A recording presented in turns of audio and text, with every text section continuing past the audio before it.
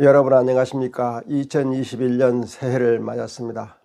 희망차고 행복한 새해 맞으시고 계획하시는 모든 일 아주 꼭 이루셔서 여러분의 가정과 여러분이 속한 공동체에 큰 기쁨을 주실 수 있기를 기원합니다.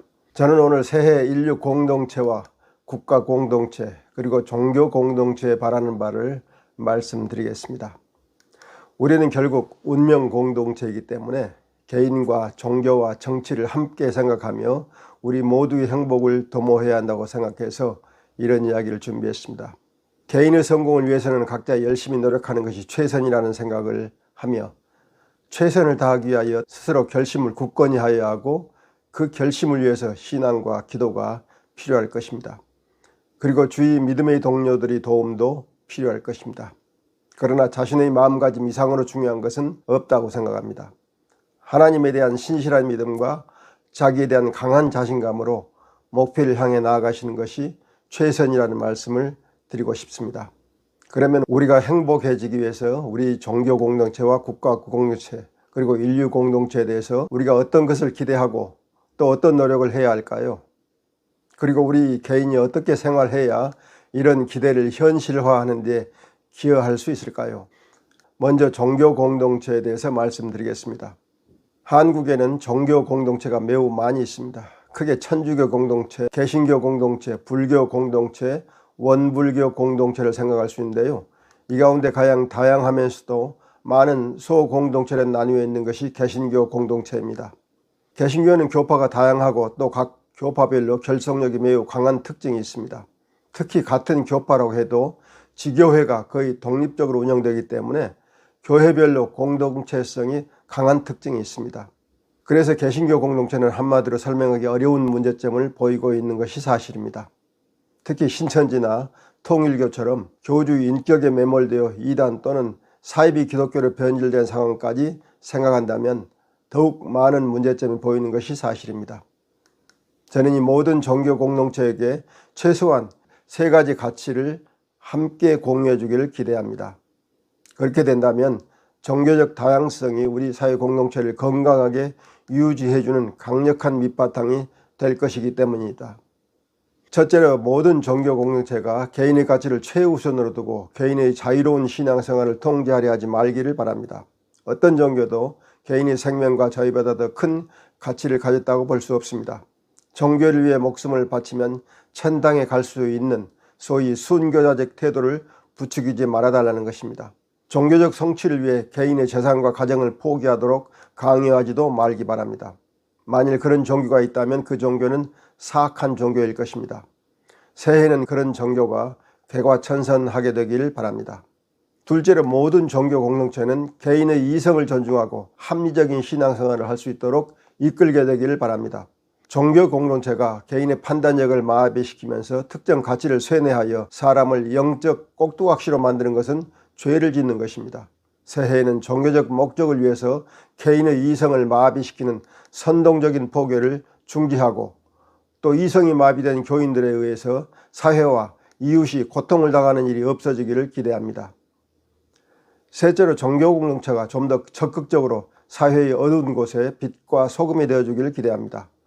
건물을 웅장하게 짓고 그 안에서 자기들끼리 자기의 만족적인 신앙생활을 즐길 것이 아니라 좀 더 체계적이고 지속적으로 사회에 도움을 줄 수 있는 프로그램을 많이 만들어 시행해 줄 것을 바랍니다. 종교를 통해서 구원을 받았다는 것은 다른 사람을 영적, 물적, 현실적으로 구제할 수 있는 능력을 갖는 것이기 때문입니다.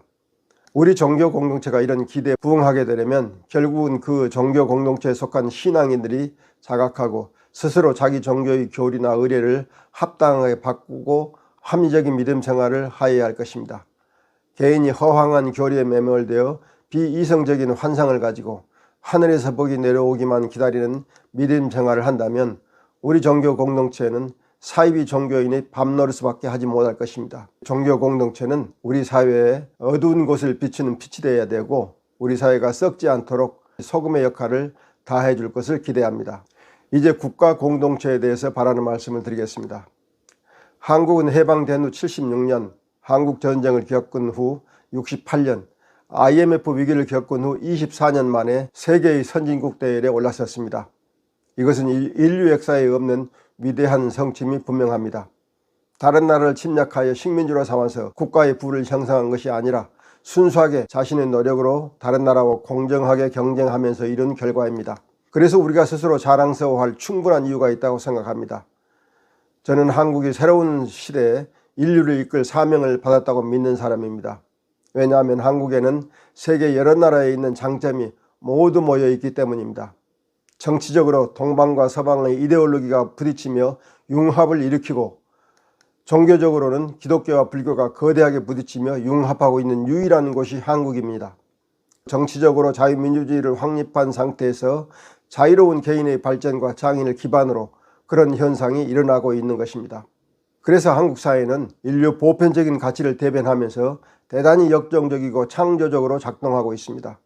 하나님이 이런 나라와 민족을 들어쓰지 않으실 이유가 없습니다.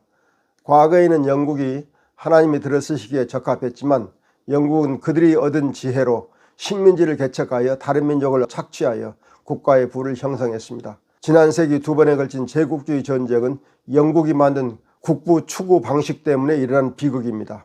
그래서 영국은 하나님의 눈밖에 난 것입니다. 그 다음으로 미국이 하나님의 은혜를 입어 세계를 이끌었습니다. 그러나 미국은 인류를 자유와 평화로 이끄는 오만한 제국으로 바뀌어 하나님의 눈밖으로 나고 있는 중입니다. 중국은 하나님에 대한 믿음도 없을 뿐 아니라 인간의 가치를 소중히 여길 줄 모르고 저보다 약한 나라에 대해서는 힘자랑하는 것을 즐기는 나라이기 때문에 아무리 강한 힘을 가졌다고 하더라도 인류를 이끌 수 없습니다. 일본은 전체주의와 국수주의가 아직 강력하게 남아있고 하나님도 믿지 않아 언제든지 평화를 교란할 수 있습니다. 그래서 이들은 인류를 이끌 수 없습니다. 세계 어디를 보아도 하나님이 인류를 지도하도록 사명을 줄 만한 국가가 한국밖에 없음을 알 수 있습니다. 자유민주주의 체제 안에서 경제적으로 강력하고 평화를 강력하게 지향하면서 개인의 자유와 창의를 존중하는 국가는 대한민국이 유일합니다. 북한의 존재가 한국의 존재를 더욱 부각시키기도 합니다. 우리는 평화를 지향하지 않을 수 없는 국가입니다. 그래서 더욱 한국이 인류를 이끌 사명을 받기에 적합합니다. 앞으로 세계는 전쟁을 일으킬 수 없게 됩니다. 어떤 나라든 전면적인 전쟁을 일으키면 모두 처참한 패배를 당하게 되기 때문입니다. 그러므로 한국이 비록 군사적으로 강력한 억제력을 갖추지 않았더라도 세계를 이끌 수 있는 여지가 생겼습니다. 이것을 하나님께서 활용하시어 인류를 구원하는 좋은 일꾼으로 한국을 택하신 것입니다. 이제 한국은 이 사명을 감당할 준비를 해야 합니다. 제 말씀을 들으시는 여러분은 하나님께서 한국에 이런 특별한 사명을 주신 것을 믿으시고 주변에도 알려주시기 바랍니다. 이 사명에 관한 이야기는 화면에 보이는 하리다의 언약책에 자세히 기록되어 있으니 구하여 읽어보시기 바랍니다. 이제 제가 한국 사회에 기대하는 바를 말씀드리겠습니다. 새해에는 한국 사회가 첫째로 지금보다도 진실한 사회로 발전하기를 기대합니다. 거짓말을 줄이고 남을 속이는 일이 없어지길 바랍니다. 이런 사회로 나가려면 가치를 지향하는 법과 제도와 관행이 갖춰져야 합니다. 정치인, 종교인, 교육자, 기업인, 예술인 등 사회 지도층이 모두 이런 가치를 공유하도록 노력해야 합니다. 깨어있는 시민들과 합리적인 믿음 생활을 하는 종교인이 연대하여 노력해야 합니다. 둘째로 한국이 지금보다 더 정의로운 사회로 발전되기를 바랍니다. 국가가 경제적으로 발전하고 부유한 사람이 많아지는 것이 공정한 방법에 의해서 이루어져야 하며 거기서 탈락한 사람들이 재기할 수 있는 기회가 주어져야 합니다. 그래서 모든 사람이 열심히 노력하면서 경쟁하는 건전한 사회가 되어야 정의를 구현할 수 있습니다. 반칙과 특권과 특혜를 용인해서는 안 됩니다. 정의의 가치를 지향하는 법과 제도와 관행이 확립되도록 정치인, 종교인, 법조인, 공무원 등 사회 지도층이 노력해야 합니다. 셋째로 한국이 개인과 집단 간에 화합하여 조화로운 사회가 되기를 기대합니다. 한국은 이념적으로나 지역적으로나 정치적으로나 종교적으로나 빈부로나 격차가 크게 확대되어 있어서 좀처럼 화합되지 않은 경향이 있습니다. 거기에 배타적이고 사람들이 서로 적대시하는 감정이 증가하고 있습니다. 올해는 이런 부정적인 성향이 감소하고 서로 존중하고 배려하는 따뜻한 마음이 증가하는 해가 되기를 기대합니다. 모든 부분에서 우리는 서로 다른 사람들이라는 점을 인정하고 그 다름 속에서도 한국이라는 공동체 안에서 서로 자유와 평화와 공존을 가능하게 하는 긍정적인 법과 제도와 관행이 확립되도록 노력하게 되길 기대합니다. 이를 위해서 정치인과 종교인과 법조인과 공무원과 사회 지도층이 협력하기를 기대합니다. 넷째로 한국 사회가 세계의 화해와 평화를 위해 적극적으로 노력하는 한 해가 되기를 기대합니다. 한국은 남북 분단의 아픔을 해결하지 못한 채 북한과 무력으로 대치하는 상황입니다. 여기에 일본과는 역사인식 차이로 엄청난 갈등을 겪고 있고 중국과는 사드 배치 문제로 한바탕 홍역을 치른 바 있습니다. 안으로는 권위주의 시대에 일어난 각종 국가폭력에 대한 화해가 아직 끝나지 않았습니다. 어찌 보면 한국 사회는 인류 사회의 축소판이라고 해도 과언이 아닙니다. 이런 나라가 안으로 국민적인 화해를 이루고 인류를 향해 화해를 외치면 설득력이 있을 뿐 아니라 그 효과가 꽤 클 것입니다. 한국이 인류를 위해 봉사하는 일이기도 하고 세계 여론을 이끄는 일을 할 수 있는 부분이기도 합니다. 정치인과 종교인이 설전해서 한국 사회 안에서 사과와 용서를 통한 화해를 실현하고 일본과 화해를 시도하고 중국과 화해를 시도하여 인류 화해를 위해 힘을 쏟을 수 있게 되기를 기대합니다. 이제 인류 공동체에 대한 소망을 말씀드리겠습니다. 현대는 인류 역사상 가장 역동적인 시대입니다. 역동적이라고 하는 것은 지구촌이 인터넷으로 연결되어 동시에 사건을 접하고 동시에 생각을 나눌 수 있기 때문에 어떤 일에나 인류가 함께 나설 수 있음을 의미합니다. 앞으로는 힘 있는 국가라 해도 마음대로 다른 나라의 무력을 사용할 수 없게 될 것입니다. 세계 여론이 뒷받침하지 않으면 한 국가 혼자 전쟁을 시작할 수도 없게 됩니다. 또 국내 문제에서도 국가 권력이 개인의 자유와 인권을 유린하는 일을 함부로 하기 어려운 시대가 될 것입니다. 아직은 북한이나 중국 같은 나라가 있고 또 이슬람권이나 아프리카에 인권 후진국이 많이 있지만 결국은 이들 나라도 자유와 인권을 무작정 누릴 수 없게 될 것입니다. 새로운 시대를 앞당기기 위하여 자유민주주의 국가들이 힘을 모아야 하고 각국의 시민사회가 이를 이끌어야 합니다. 이런 점에서 자유롭고 창의적인 시민사회의 노력이 어느 때보다 필요한 때입니다. 북한의 인권 문제, 홍콩의 민주화, 대만의 독립, 티베트 위구르의 독립 등 피압박 민족이 자유를 찾을 수 있도록 소리를 내야 합니다. 이제까지 저는 개인과 공동체와 국가 공동체 그리고 인류 공동체가 올해 열심히 해야 할 일을 제시하였습니다. 저는 이런 일이 각 단계에서 이루어지도록 하나님께 기도한 일밖에 할 수 있는 일이 없습니다. 여러분 중에서 저 이런 제안을 의미 있게 받아들인 분이 계신다면 여러분도 저와 함께 기도해 주시고 주위에도 전해 주시기 바랍니다. 모든 일은 결국 사람이 하게 되어 있습니다. 사람으로 하여금 일을 하게 만드는 분은 하나님이십니다. 그래서 우리는 한편으로는 하나님께 기도해야 하고 다른 한편으로는 사람들에게 일을 알려 많은 사람이 동참하도록 이끌어야 합니다. 올해 10월 3일을 한국인 화해의 날로 정하고 화해 행사를 하고자 합니다.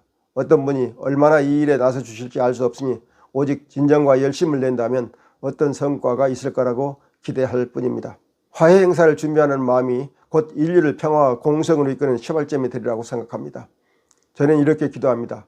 인류가 남을 비방하기 전에 서로 이해하고 용납하는 마음을 기를 수 있게 되기를 기도합니다.